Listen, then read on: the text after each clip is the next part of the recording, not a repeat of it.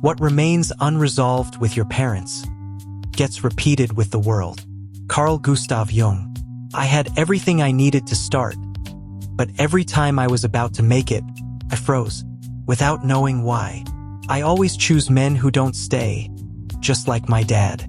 But I had never seen it that way before. There is a silent truth that many people don't want to see. A truth that hides just behind every failure you can't explain. Every spark that fades too soon. Every project you begin with excitement and abandon with guilt. You are not cursed. It's not bad luck. It's not that you're not good enough. It's that you're trying to build success with a broken engine. And that engine is your father. Yes, your father. Even if you deny it, even if you say you've already moved past it. Even if you claim his absence didn't affect you, or that his presence was irrelevant. It doesn't matter if he was violent, cold, absent, a tireless worker, or simply indifferent. Your unconscious remembers everything. And when there are unresolved wounds with the father figure, the soul turns them into silent sabotage. Because what isn't released repeats itself, and what isn't honored becomes a block. Maybe you've already noticed it. You're afraid to shine. You struggle to set boundaries. You struggle to earn money. You struggle to stay grounded in your purpose. And a part of you feels like a fraud, even when you're doing everything right. But do you know what's most painful? That a part of you already suspects it has something to do with him, while another part refuses to even look in that direction. Because looking at your father hurts. And it hurts because it means confronting the part of you that's still waiting for something that never came. A look, a hug, a "I'm proud of you." What if I told you that emptiness is the invisible root of your professional block? That reconciling with your father, even if he was the worst, can unlock your ability to shine, to move forward, to build your life with strength and direction? I know it sounds irrational, seems absurd. Why would my professional success have anything to do with someone who was barely around? But here's the truth that changes everything. The father represents our drive toward life. And when that bond is broken, you unconsciously hold yourself back. Because moving forward would feel like betraying him. Shining would mean leaving him behind. Succeeding would mean proving that he failed. That's why you're stuck. Not because you don't want to move forward, but because your soul is still waiting for him to go first. But that's not going to happen. And if you keep waiting for that recognition to come from the outside, you'll keep feeling inadequate, even if the world applauds you. In this video, we're going deep to the place where the child you once were is still frozen, waiting for dad. And from there, we're going to release that emotional debt. You're going to understand what Jung called the family soul, and why, so often, repeating your father's fate feels safer than surpassing it. But in the end, what matters most, you're going to reclaim your inner permission to succeed. From the root, from your own strength. Stay until the end. Because this isn't just a healing exercise. It's a decision. Either you keep carrying the emptiness of your father, or you begin to lead your own story. This isn't theory. I lived. There was a time in my life when I felt stuck. Yes, I had big dreams, but whenever it was time to act, something inside me would shut down. And I didn't understand why. I thought I was just lazy, unmotivated, maybe not cut out for it. So I forced myself to be disciplined. I read success books. I went to workshops. I took productivity courses, and they worked for a while. But then, everything would go back to the same place. The exhaustion, the insecurity, that strange feeling of living with the handbrake on. Until one day, during a family constellation session, I heard a phrase that shattered me. When there is pain with the father, the soul refuses to move forward. And in that moment, something broke inside me, because I started to see all the times I had tried to do it on my own. Without him, in spite of him, ignoring the fact that his energy, the energy of the father, isn't just a physical presence.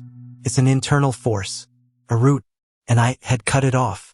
Of course, there were reasons. My father was there, but not really.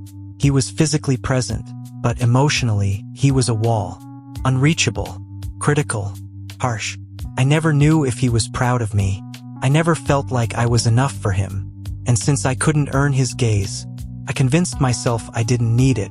I told myself I was fine without it, that I could do it alone, that my story didn't depend on him. But that wasn't strength. It was disconnection. It was a shield I built as a child so I wouldn't feel so much pain. And that shield served me for many years. It made me resilient, but it also made me cold. It made me doubt myself. It made me sabotage my own achievements because deep down I didn't feel worthy of them. Have you ever felt something like that? Have you felt like there's a part of you that just can't move forward no matter how hard you try? Do you feel like you're repeating patterns, sabotaging opportunities, struggling to stay rooted in your power? Then maybe, just maybe, it's not about capability or discipline. It's an emotional debt to your father that still hasn't been resolved. And it's not about blaming him. It's about looking at what was, at what wasn't, and at what that wound created inside you. Because what you don't face controls you, and what you accept sets you free. There's a part of you that wants to move forward. It wants to create, to start something, to make money, to be seen, to stand tall with dignity. And yet, there's another part that sabotages it. Part that isn't rational. A part that shows up unannounced and interferes with your most important decisions. You procrastinate. You struggle to make decisions. You doubt yourself right when you're about to succeed. You get involved in relationships with men who leave, or with bosses who treat you like you're worthless. And when you try to make sense of it, nothing adds up. Everything seems fine on the surface, but inside something's off. That something has a name. The unconscious saboteur. An inner force that isn't your enemy, even if it feels like it. It's your protector, but it's trapped in an old logic. In a wound that never healed. Carl Jung said, "Until you make the unconscious conscious, it will direct your life, and you will call it fate." And that's exactly what's happening. Your unconscious, trying to protect the child you once were, keeps operating by the rules of the past. Let's look at how. Imagine that as a child, you looked at your father with hunger for love. You craved his attention. You wanted to feel safe with him, to feel his approval, to know he saw you, that he was proud. But instead, you received silence, or rejection, or criticism, or maybe he simply wasn't there at all. And so your child mind did the only thing it could to survive emotionally. Created a story. Something must be wrong with me. I'm not enough for Dad to love me. I shouldn't bother him. I shouldn't shine. I shouldn't surpass Dad. I shouldn't earn more than him. I shouldn't be happier than him. And even if these ideas sound absurd, they became hidden mandates, etched into your nervous system, emotional protections built to shield you from the pain of not being seen by your father.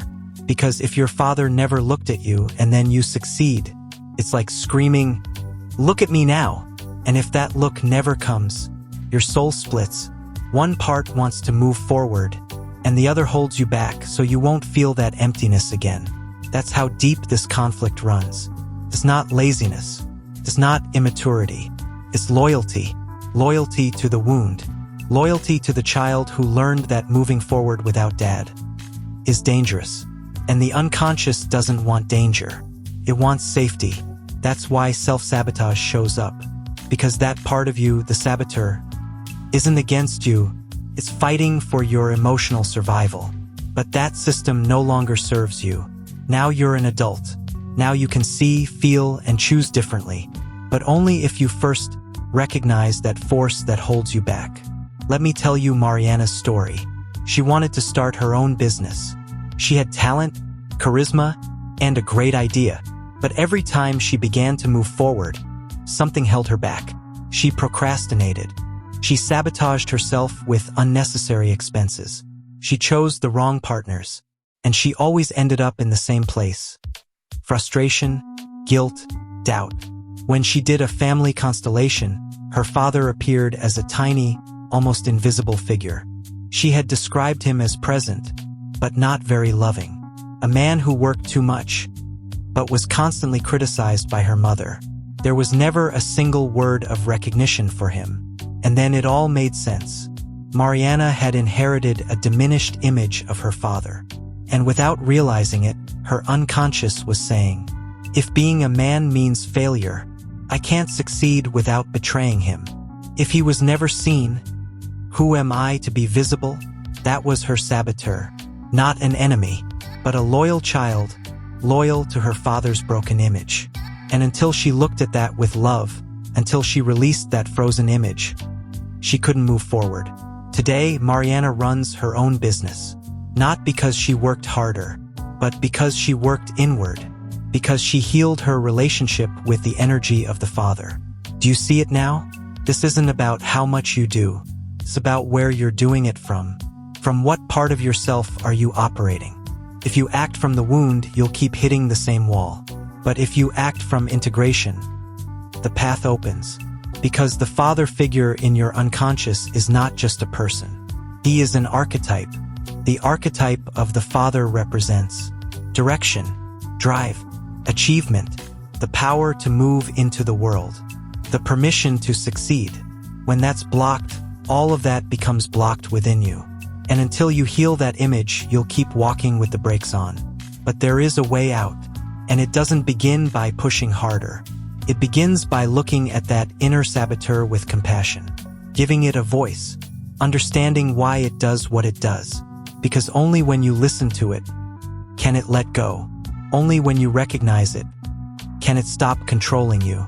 And that's what you're going to do today. Look, acknowledge, release. Your success isn't out there. It's in the relationship you have with your inner strength. And that strength carries the face of your father. Here comes the truth you didn't want to hear, but the one that could set you free forever. It's not bad luck. It's not that the universe is blocking you. It's not that you're not ready or not enough. What's holding you back is unconscious loyalty, a silent allegiance to your father, an emotional program that was wired into you in childhood, and that your soul still obeys without realizing it. Because even if he was absent, cold, or wounded, your heart loved him with everything it had. And that childlike love, pure, blind, and unconditional, was willing to do anything to feel connected to him. Even what? To fail like him, to give up like him, to suffer like him, to disappear like him, to carry what he couldn't carry. Because in the mind of a child, the bond matters more than well-being. And if your father was weak, absent, broken, or humiliated, your unconscious decided that going further than him would be disloyal, that having more, achieving more, living better would be a betrayal. That's why today, when you're on the verge of success, the saboteur kicks in. Not because you hate success, but because deep down, you're still waiting for him to succeed first, for him to tell you he's proud, for him to see you and give you permission. But that's not going to happen, because your father was who he was capable of being. And you're no longer that child trying to prove something. Here is the deeper truth.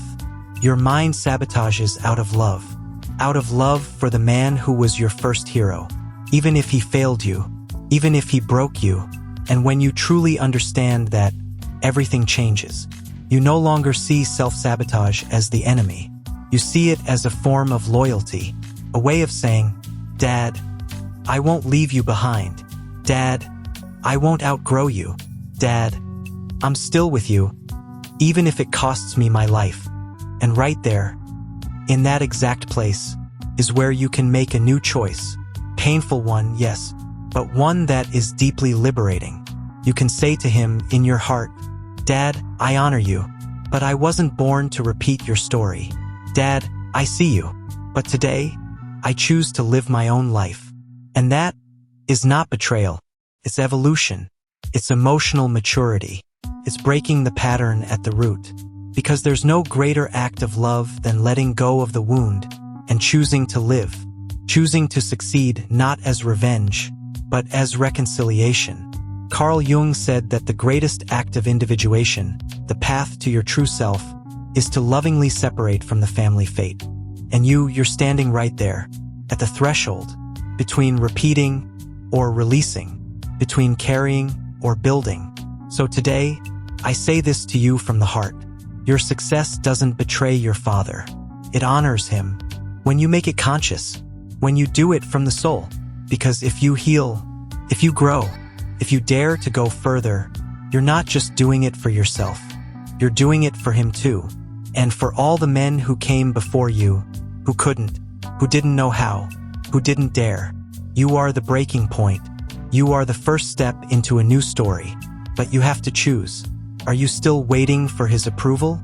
Or will you step into your place as an adult and begin to lead your life? Childhood is over. And with it, the waiting. Now is your moment, your permission, your power. And even if it hurts, even if part of you resists, there's another part that knows. You are ready. By now, you already know. The saboteur isn't random. It has a face. It has a name. It has a very specific way of operating within you. And it's time to identify it. Because what you can name, you can transform. Carl Jung spoke of archetypes as universal structures of the unconscious.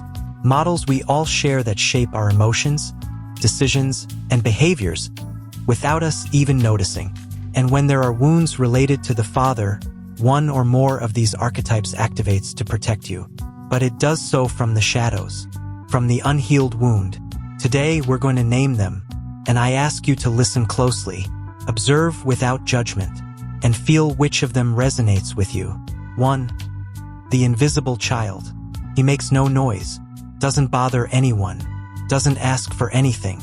He learned that, to survive, he had to disappear.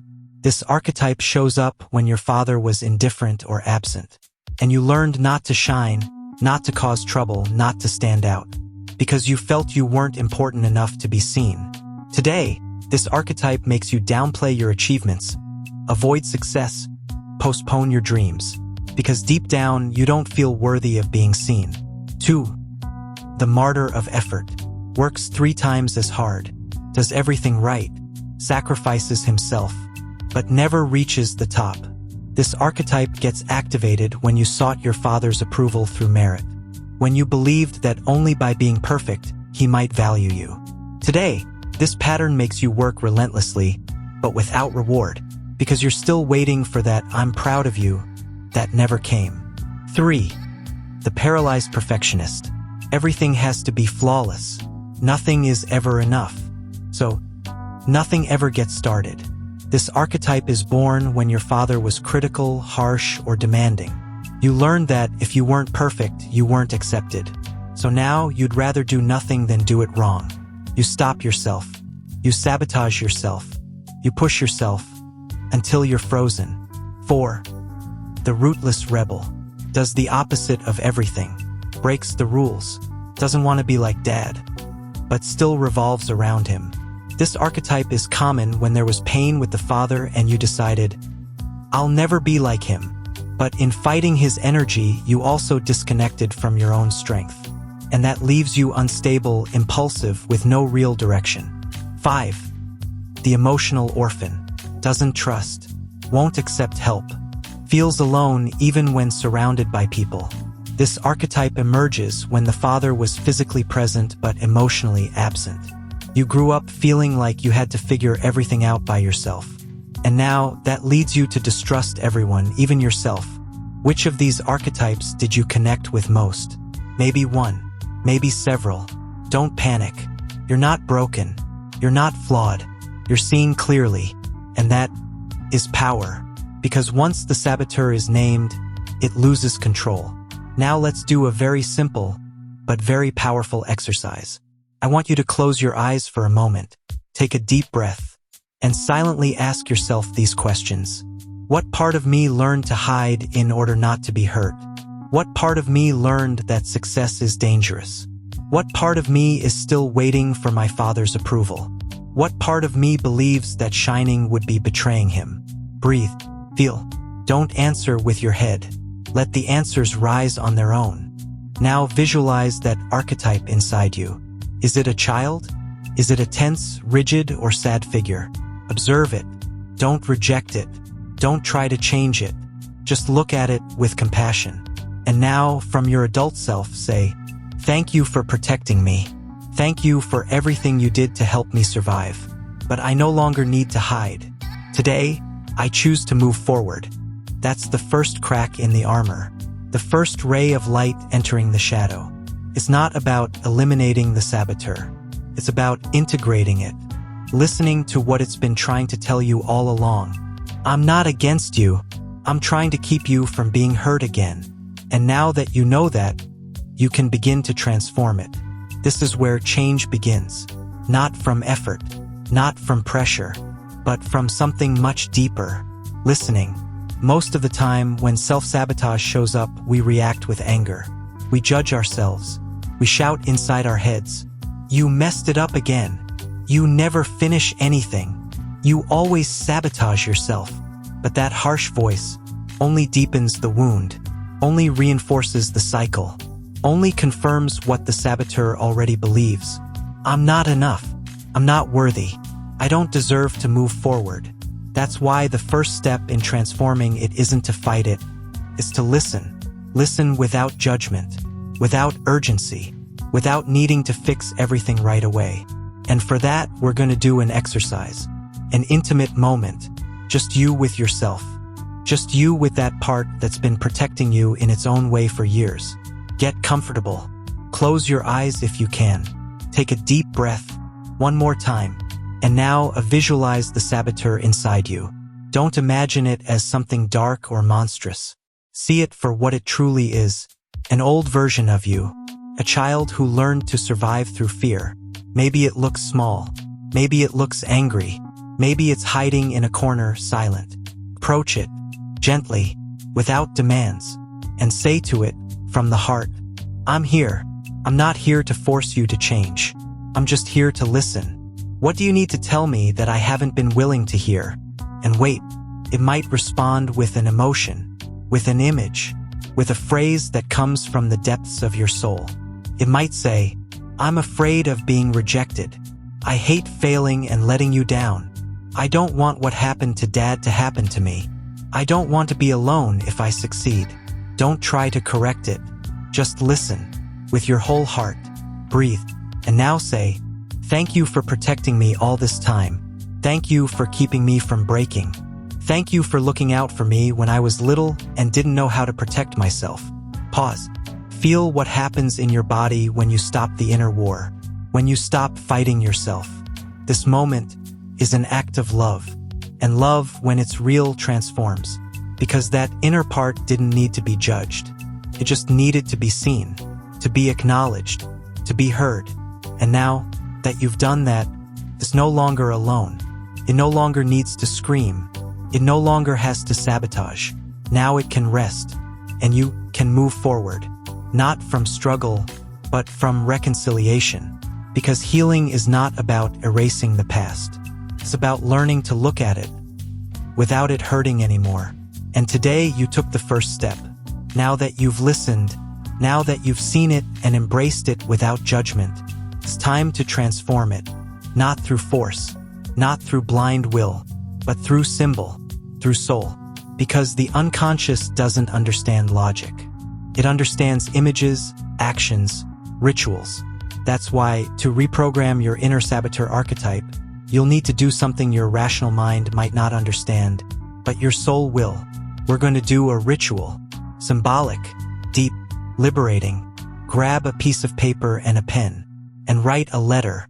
Yes, a letter to that part of you that has been sabotaging you for so long. Not as a complaint, but as a loving farewell, as a conscious reprogramming. Start like this: "Dear saboteur, thank you." And then write everything you feel, everything you've discovered, what you've understood, what hurt. Tell it, "Thank you for protecting me. Thank you for being there when no one else was. But today, I no longer need you to hide me. Today, I release you from that burden.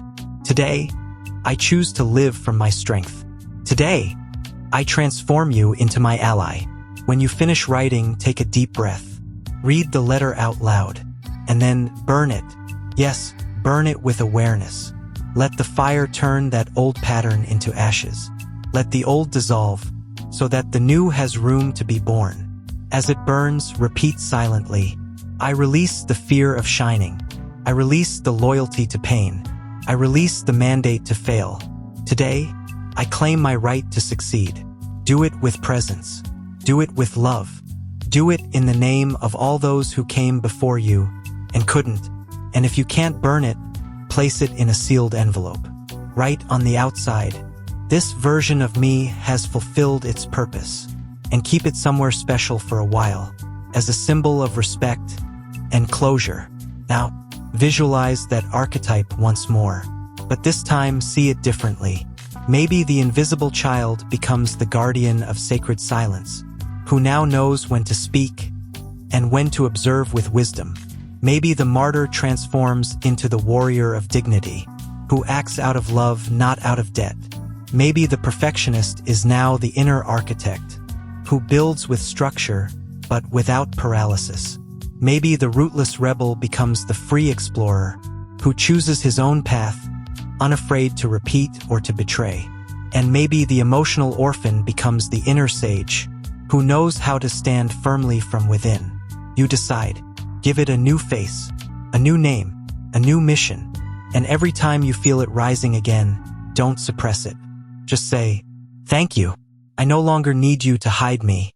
Today we walk together." This is the beginning of your new story. You might be wondering, how do I know if this worked? How do I know if change has truly begun within me? Don't expect fireworks. Don't expect everything to shift overnight. This isn't a magic formula. It's a sacred process. But yes, there are signs, clear symptoms, subtle clues that something inside you is already beginning to reorganize. And when they start to appear, you'll know. You'll feel it. First sign, a new calm arises. That inner voice that used to shout at you now starts to speak more gently. The judgment softens. You stop punishing yourself for failing. You begin treating yourself as someone valuable, even when you make mistakes. Second sign, the impulse awakens. The impulse to create, to act, to move. Not from pressure, but from life, from within. You realize you no longer need to force yourself, because the desire returns. Inspiration comes back. Your energy turns back on. Third sign, your decisions change. You begin to say no without guilt. You set boundaries that used to scare you. And not just with others, with yourself too. You become more organized. You choose yourself more often. Fourth sign, your relationships shift. The way you relate to male figures changes. Bosses, partners, colleagues. You no longer seek approval. You no longer repeat the story of absence or rejection. You start seeing them as equals. And if one of them still reflects your wound, you don't get caught up in it the same way, because you are no longer operating from lack. Fifth sign, your body feels it. Yes, your body responds too. You breathe more deeply. You sleep better. A tension you carried in your chest or your back for years begins to release, as if a weight had finally lifted. Sixth sign, what others say starts to matter less, because you're reclaiming your center, your own gaze, and you no longer need external validation to feel worthy. And the most powerful sign of all, you begin to recognize yourself. You see your progress, your growth, the wounds you've healed, and you say, from a new place, I did this. I chose to heal. I chose to move forward. That is true integration. It's not a single moment. It's a process, but it begins with a decision.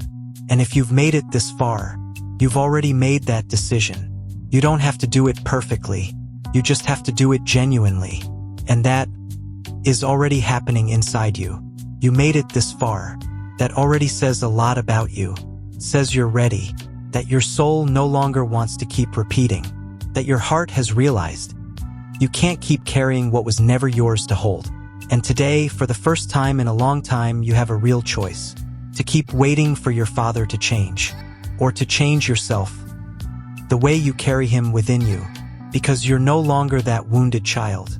No longer that little girl waiting to be seen. You're no longer stuck in the moment when he didn't show up. Today, you have yourself. Your awareness. Your compassion. Your strength. And from here, from this new place, you can finally look forward. I don't know who your father was. I don't know if he was present. If he protected you. If he hurt you. Or if he simply didn't know how to love you.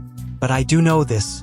The story of your lineage ends with you, or it continues through you. And you didn't come here to repeat it. You came to set it free. You came to make peace with your past, not to justify it, but to transform it. You came to return the burdens, to break the cycles, to turn pain into wisdom and shadow into momentum. Because when you take the energy of your father, however he may have been, and stop fighting it, life begins to move, success flows, purpose aligns. Because true triumph isn't achieving a lot, it's achieving it with a peaceful heart. And today, I want to leave you with a declaration, one you can repeat whenever you need to, one that marks the beginning of a new chapter. Say it with me if it resonates. I am no longer that wounded little girl hoping my father would see me. I am no longer that little boy hiding so I wouldn't be a bother. Today I am an adult. Today I take my life. I take my power. I take my right to move forward. And even if my father wasn't there, even if he didn't know how, even if he couldn't, I can. And today, I choose to do it differently. Breathe, feel, etch these words into your soul. Because from here on out, you have permission, you have strength, you have direction. Only one thing remains, to act. And if this message stirred something in you, if something broke open or was set free, then don't keep it to yourself. Do something with it. Write in the comments, what part of you will you lead today? And who do you know that hasn't seen this yet and needs to hear it? Share it with them, because healing together is also part of the path. I'll see you in the next video. And remember, you didn't come here to repeat the story. You came to transform it.